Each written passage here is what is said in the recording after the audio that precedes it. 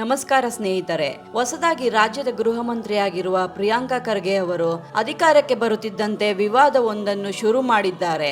RSS ಕುರಿತು ಪ್ರಿಯಾಂಕಾ ಖರ್ಗೆ ನೀಡಿರುವ ಹೇಳಿಕೆ ಭಾರಿ ಸದ್ದು ಮಾಡುತ್ತಿದೆ. ರಾಜ್ಯ ರಾಜಕೀಯದಲ್ಲಿ ಆರ್ಎಸ್ಎಸ್ ಮತ್ತು ಸಚಿವ ಪ್ರಿಯಾಂಕಾ ಖರ್ಗೆ ನಡುವಿನ ವೈಚಾರಿಕ ಸಮರ ಈಗ ತುತ್ತ ತುದಿಗೆ ಬಂದು ನಿಂತಿದೆ. ಇತ್ತೀಚೆಗಷ್ಟೇ ಪ್ರಿಯಾಂಕಾ ಖರ್ಗೆ ಅವರು ರಾಷ್ಟ್ರೀಯ ಸ್ವಯಂ ಸೇವಕ ಸಂಘವು ಒಂದು ರಿಜಿಸ್ಟರ್ಡ್ ಸಂಸ್ಥೆಯಲ್ಲ, ಅವರು ಮೊದಲು ಡಾಕ್ಯುಮೆಂಟ್ ರೆಡಿ ಮಾಡಿಕೊಂಡು ರಿಜಿಸ್ಟರ್ ಮಾಡಿಸಲಿ ಅಂತ ಹೇಳಿಕೆ ನೀಡಿ ಹೊಸ ವಿವಾದ ಕೆದಕಿದ್ದಾರೆ. ಇದಕ್ಕೆ ಬಿಜೆಪಿ ತನ್ನದೇ ಶೈಲಿಯಲ್ಲಿ ತಿರುಗೇಟು ನೀಡಿದೆ. ಹಾಗಾದ್ರೆ ಒಂದು ಶತಮಾನದಿಂದ ಅಂದ್ರೆ ಬರೋಬ್ಬರಿ 100 ವರ್ಷಗಳಿಂದ ಕೋಟ್ಯಾಂತರ ದೇಶಭಕ್ತರನ್ನು ತಯಾರು ಮಾಡಿದ ಯಾವುದೇ ಪ್ರಚಾರ ಬಳಸದೆ ದೇಶ ಸೇವೆ ಮಾಡುತ್ತಿರುವ ಆರ್ಎಸ್ಎಸ್ ವಿರುದ್ಧ ಸಚಿವರು ಪದೇ ಪದೇ ಯಾಕೆ ಮುಗಿಬೀಳುತ್ತಿದ್ದಾರೆ ಅನ್ನೋದು ಈಗಿನ ಪ್ರಶ್ನೆಯಾಗಿದೆ.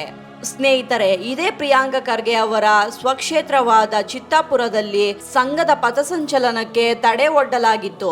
ಆಗ ಹೈಕೋರ್ಟ್ ಮೆಟ್ಟಿಲೇರಿ ಕಪಾಳ ಮೋಕ್ಷದಂತಹ ತೀರ್ಪು ತಂದು ಸಿಂಹನಡೆಯ ಪಥಸಂಚಲನ ನಡೆಸಿದ್ದು ಇದೇ ಆರ್ಎಸ್ಎಸ್ ಕಾರ್ಯಕರ್ತರು. ಇದೀಗ ಮತ್ತೆ ಆರ್ಎಸ್ಎಸ್ ವಿರುದ್ಧ ಹೇಳಿಕೆ ನೀಡಿ ಮತ್ತೊಂದು ವಿವಾದಕ್ಕೆ ಸಿಲುಕಿಕೊಂಡಿದ್ದಾರೆ.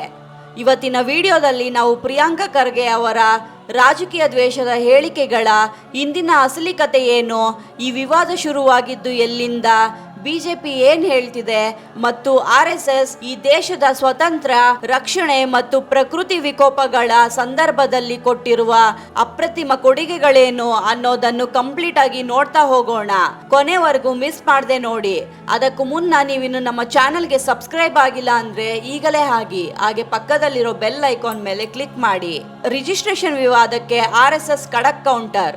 ಸ್ನೇಹಿತರೆ, ಮೊದಲಿಗೆ ಇತ್ತೀಚಿನ ಈ ವಿವಾದದ ಬಗ್ಗೆ ಮಾತಾಡೋಣ. ಪ್ರಿಯಾಂಕಾ ಖರ್ಗೆ ಅವರು ಗೃಹ ಸಚಿವರಾಗಿ ಅಧಿಕಾರ ವಹಿಸಿಕೊಂಡ ಬೆನ್ನಲ್ಲೇ ರಾಜ್ಯ ಬಿಜೆಪಿ ಘಟಕ ಅವರ ವಿರುದ್ಧ ಟ್ವೀಟ್ ಮಾಡಿತು. ಟ್ವೀಟ್ ನಲ್ಲಿ ನೂತನ ಗೃಹ ಸಚಿವರಾಗಿ ಬಂದಿರುವ ಪ್ರಿಯಾಂಕಾ ಖರ್ಗೆ ಅವರಿಗೆ ಮೈಕ್ ಮುಂದೆ ತಮಗೆ ಸಂಬಂಧವಿಲ್ಲದ ವಿಷಯಗಳ ಬಗ್ಗೆ ಬೊಗಳೆ ಭಾಷಣ ಬಿಗಿಯುವುದನ್ನು ಬಿಟ್ಟು ಬೇರೇನು ತಿಳಿದಿಲ್ಲ. ಇಂತಹ ಅಸಮರ್ಥ ಸಚಿವರ ಕೈಯಲ್ಲಿ ಸಿಲುಕಿರುವ ಗೃಹ ಇಲಾಖೆಯಿಂದ ಕಾನೂನು ಸುವ್ಯವಸ್ಥೆ ಕಾಪಾಡಲು ಹೇಗೆ ಸಾಧ್ಯ ಅಂತ ಕರ್ನಾಟಕ ಬಿಜೆಪಿ ಘಟಕ ಟ್ವೀಟ್ ಮಾಡಿತು. ಬಿಜೆಪಿ ಮಾಡಿರುವ ಟ್ವೀಟ್ಗೆ ಕೌಂಟರ್ ಕೊಟ್ಟಿರುವ ಪ್ರಿಯಾಂಕಾ ಖರ್ಗೆ, ನಾನು ಗೃಹ ಸಚಿವನಾಗಿ ಅಧಿಕಾರ ವಹಿಸಿಕೊಂಡು 48 ಗಂಟೆಗಳು ಕೂಡ ಆಗಿಲ್ಲ. ನಿಮ್ಮ ಭಯ, ನಿಮ್ಮಲ್ಲಿನ ಆತಂಕ, ನಿಮ್ಮಲ್ಲಿನ ದುಗಡ ಎಲ್ಲವೂ ವ್ಯಕ್ತವಾಗುತ್ತಿದೆ ಮತ್ತು ಈಗಾಗಲೇ ಆರ್ಎಸ್ಎಸ್ ಅನ್ನು ಬಳಸಿಕೊಂಡು ನನ್ನನ್ನು ನಿಂದಿಸಿದ್ದೀರಿ. ನೀವು ಮಾಡೋದನ್ನು ಮಾಡಿ. ಮುಖ್ಯವಾಗಿ ದಯವಿಟ್ಟು ನಿಮ್ಮ ಬಾಡಿ ಆಫ್ ಇಂಡಿವಿಜುವಲ್ಸ್ಗೆ ನನ್ನ ನಮಸ್ಕಾರವನ್ನು ತಿಳಿಸಿ ಹಾಗೂ ನಿಮ್ಮ ರಾಜಕೀಯ ಮೇಲಧಿಕಾರದ ಸಂಘಟನೆಯ ನೋಂದಣಿಗಾಗಿ ದಾಖಲೆಗಳನ್ನು ಸಿದ್ಧವಾಗಿಡಲು ಹೇಳಿ ಎಂದು ತಿರುಗೇಟು ನೀಡಿದ್ದಾರೆ. ಈ ಮೂಲಕ ಸಚಿವ ಪ್ರಿಯಾಂಕಾ ಖರ್ಗೆ ಅವರು ಆರ್ಎಸ್ಎಸ್ ಅನ್ನು ನೋಂದಣಿ ಮಾಡಿಸಿ ಎಂದು ಉಚಿತ ಸಲಹೆ ನೀಡಿ ವಿವಾದ ಶುರು ಮಾಡಿದ್ದಾರೆ. ಆದರೆ ಸಂಘದ ಹಿರಿಯರು ಹಾಗೂ ಕಾನೂನು ತಜ್ಞರು ಇದಕ್ಕೆ ನೀಡಿರುವ ತಿರುಗೇಟು ಅತ್ಯಂತ ರೋಚಕವಾಗಿದೆ. ಆರ್ಎಸ್ಎಸ್ ಯಾವುದೇ ಲಾಭದಾಯಕ ಕಂಪನಿಯಲ್ಲ ಅಥವಾ ಸರ್ಕಾರದಿಂದ ಸಬ್ಸಿಡಿ ತೆಗೆದುಕೊಳ್ಳುವ NGO ಕೂಡ ಅಲ್ಲ. ಅದು ಸಮಾಜದ ಒಳಗಿನ ಸಂಸ್ಕಾರ ಮತ್ತು ದೇಶಭಕ್ತಿಯನ್ನು ಜಾಗೃತಿಗೊಳಿಸುವ ಮುಕ್ತ ಸ್ವಯಂ ಸೇವಕರ ಸಂಘಟನೆ ಅಂತ ಹೇಳಿದ್ದಾರೆ.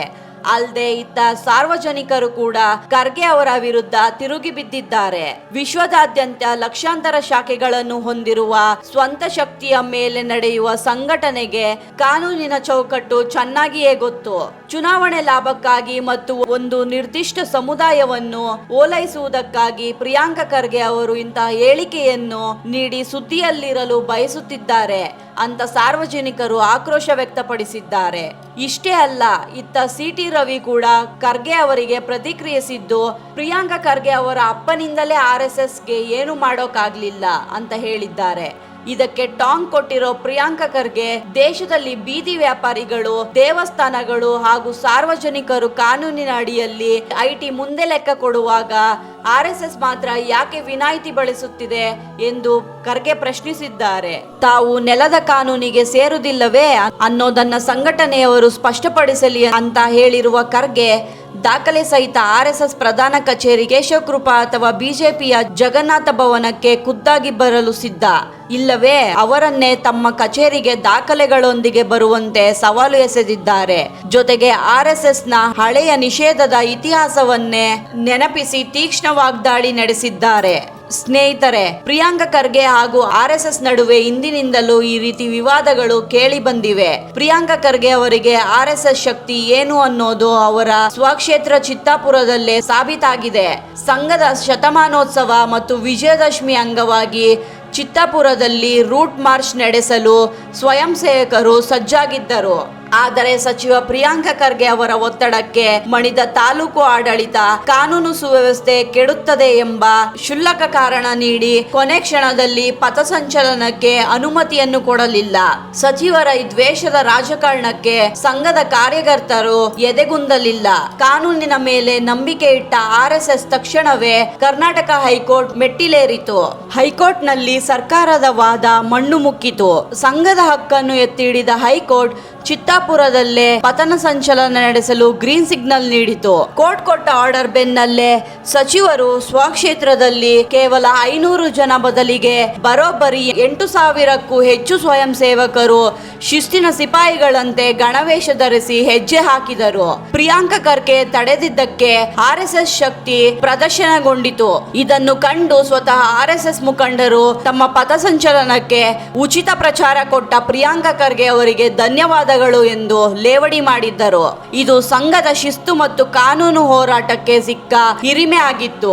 RSS ಈ ದೇಶಕ್ಕೆ ಏನು ಮಾಡಿದೆ? RSS ಅನ್ನು ಟೀಕಿಸುವ ಮುನ್ನ ಇತಿಹಾಸ ಪುಟಗಳನ್ನು ತಿರುವಿ ನೋಡಬೇಕು. ದೇಶದ ಮೇಲೆ ಸಂಕಷ್ಟ ಬಂದಾಗಲೆಲ್ಲ ಸರ್ಕಾರಕ್ಕಿಂತ ಮುಂಚೆ ನಿಲ್ಲುವುದು ಇದೇ RSS. ಇವರ ಪ್ರಮುಖ ಕೊಡುಗೆಗಳನ್ನು ನೋಡುವುದಾದರೆ ಗಡಿ ರಕ್ಷಣೆಯಲ್ಲಿ ಸೇನೆಗೆ ಹೆಗಲು.